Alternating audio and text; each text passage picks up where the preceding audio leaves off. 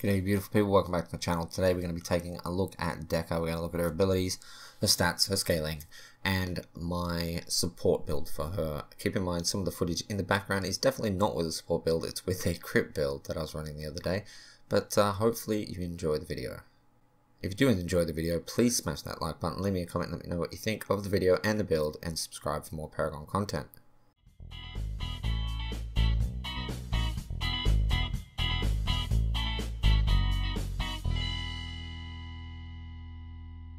Okay, Dekker is a ranged growth order hero. She's a support. She has 1 for basic attack power, surprise, 6 for ability attack power, 4 for durability, and 6 for mobility. So she's not a tanky support. She is all about her abilities stunning, slowing, and trapping the enemy team.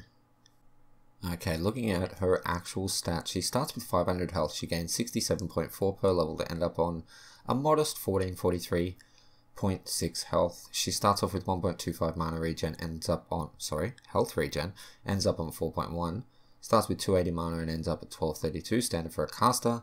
And she starts with 1.3 mana regen, ends up at 5.1. Now, for pretty much every caster, 8 basic attack armor goes to 22 at max level, and ends up with 30.5 ability armor. Taking a look at a basic attack, which is called Energy Orb, does 48 damage at stock level, at level 1, with no extra power. She gains 1.6 damage per level, which is quite nice for a caster. And she has 0.3 power scaling, which is standard for a caster. So you're not going to be expecting to do much damage with a support build. And you're not going to be expecting to get much damage increase by putting power on, because that 0.3 power scaling means that for every 100 power you put on your build, you're only getting 30 extra damage. Alright, the first ability you definitely want to take with Dekker is Stasis Bomb. Dekker throws out a projectile that bounces along the ground, damaging any minions it passes through. The bomb will explode upon reaching max range, or directly colliding with an object, terrain, or enemy hero. The explosion will deal ability damage and stun enemy heroes. That starts only doing 75 damage, but it does 210 at max level. The power scaling is 0.625, which means you'll get 62.5 damage per 100 power. Costs 90 to 135 mana, 14 second flat cooldown. It can go 180. I don't even know what that means. It's 1800 units, I'm pretty sure. The stun duration starts at 0.7, ends up at 1.9. Now obviously you throw this to stun people. You want to keep it for those occasions where it's really needed to stun someone out of an ult or whatnot. You can also use it in conjunction with a slow bubble by aiming at the ground while on top of an enemy minion wave. It'll explode on the floor right below your feet and do a pretty decent amount of damage to a wave of minions, helping your wave clear if you need it. Speaking of slow bubble, Dekker creates a bubble at a target location. Enemies within the bubble are slowed. After time, the bubble will pop, dealing ability damage. You can reactivate it early to pop the bubble, but it'll do less damage. Starts off by doing 25 damage, ends up doing 81.25 with a 0.5 power scaling. Starts off costing 80 mana, ends up costing 110 mana, 18 second cooldown, ends up becoming 12 second cooldown at max level, and the movement speed slow is quite nice, 125 at level 1 and 305 at level 4. Nothing too much to say about this. It's a bubble that you put down and it slows people and does damage when it pops. And as I said, you can press the button again to reactivate it and it will pop. Rocket Boots, the most simple of all her abilities. It costs 50 mana, has a 16 second cooldown at level 1, 10 second at level 4.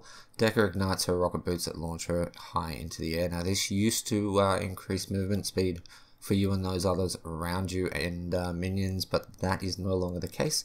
So it's extremely simple. You just activate it and you can jump places.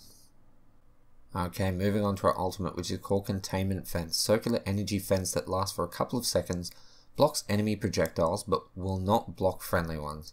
Enemy heroes who touch the walls get knocked to the center of the area. Reactivating the ability will cancel the fence early. Not even sure why you'd want to do that apart from the fact that you missed it and you want to get it off your screen. The mana cost starts at 140, ends up at 220, so it does cost a bit. The cooldown starts at 170 seconds, ends up at 90. The duration is 3 seconds at first level and 5 seconds at max level, and the cast range is only 100 out in front of you, which I actually don't think is correct either. I think that's supposed to be 1,000.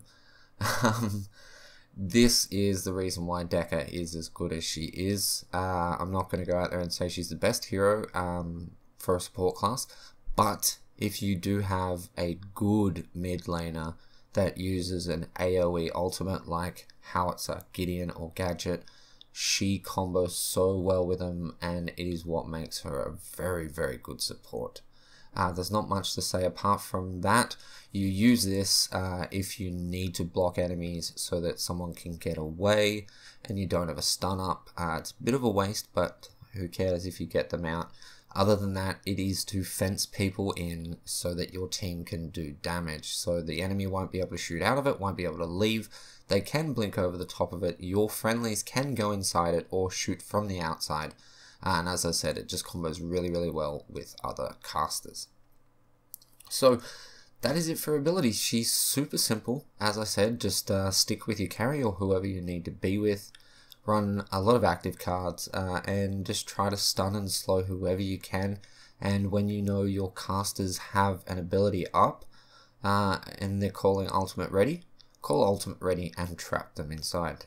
So that is really all you need to know. She's pretty simple to play. She can be a little bit complex. She has a couple of issues with the stasis bomb not landing sometimes, but she's a really good hero. So we'll go on and we'll have a look at my build for her, which is based completely around support.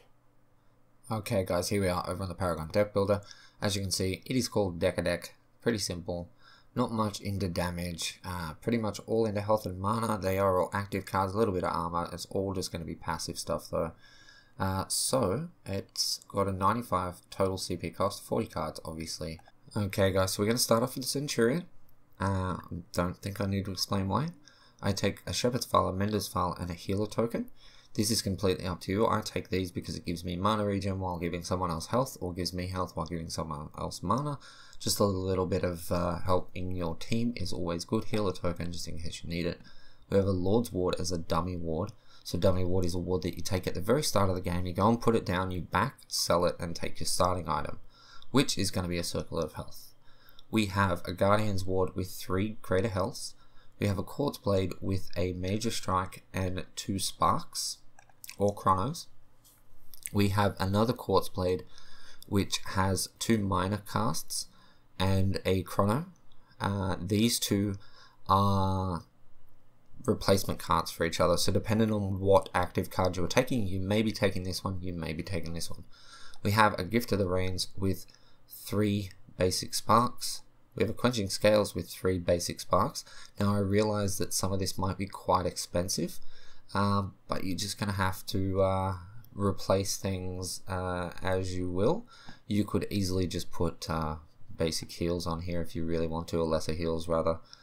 We have a Radiant Mantle with 2 lesser healths and a health. We have an Honor the Pure with 3 healths. We have a Nature's Muse with 3 lesser healths, and a Purity Sensor with one of them big healths. Celestial or Beta, one of them, 4 points health, gives you 200 healths. That's what's on it. Okay, so the way that this works is that you're either running a couple of different things. Okay, so we take the Honor the Pure always. We take Quenching Scales always. We take our ward always. Okay, but now you have to decide whether you want Nature's Muse or Purity Sensor. If you don't have an Aurora or a Moragesh or anyone that you really want to use Purity Sensor for, instead of running this, you'll be running this. So let's say we are running against someone we'll want to have Purity Sensor on. We have 19 points left, so we have our Radiant Mantle.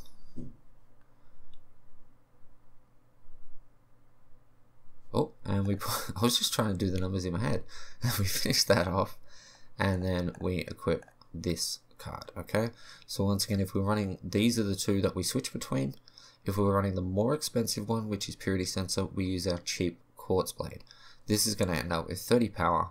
You're going to end up with 2,944 health. The reason why I don't build too much into actual armor itself is because being a support, you're going to get poked by auto attacks, you're going to get smashed by abilities, so just go for health, it's a safer option. We'll have 90 extra mana, which is all just passive, and we will have 7.2 mana regen.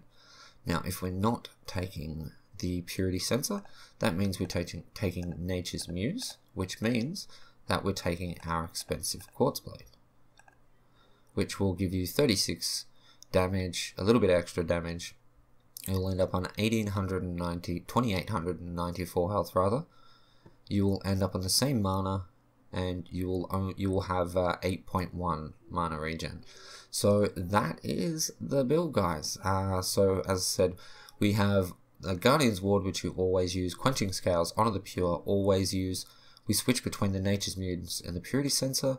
The Nature's Muse goes with the expensive Quartz Blade, the Purity Sensor goes with the cheap Quartz Blade, and we have Radiant Mantle. The good thing about Radiant Mantle is it'll allow you to deal passive damage to everyone while in the middle of a team fight. The Quenching Scales obviously is a great card, just so much, you get so much value out of this, especially in a team fight when you're healing multiple people, because you're pretty much getting like 225 is, I think it's 4.5 CP of health, and like 3 CP of armor, I think it's 7.5 per person, so this is costing you 7 CP to be in your build, and you have like over 35 CP worth of value coming out of it. Radiant Mantle is really, really good. It's a bit underused. Honor the Pure, you all know how good it is. The reason why we want to build a good bit of mana regen into this build is because this costs, and this costs. Okay, so it's gonna you need to have the mana there to use, and then to use your actual abilities. I much prefer to actually use the Nature's Muse side of things, but if you have to, Purity Sensor is there. So if you enjoyed this video in any way, shape or form, guys, please smash that like button, leave me a comment, let me know what you think, subscribe if you're not already. But with that said, guys, thank you so much for watching. I love your face, and I'll catch you in the next one. Peace.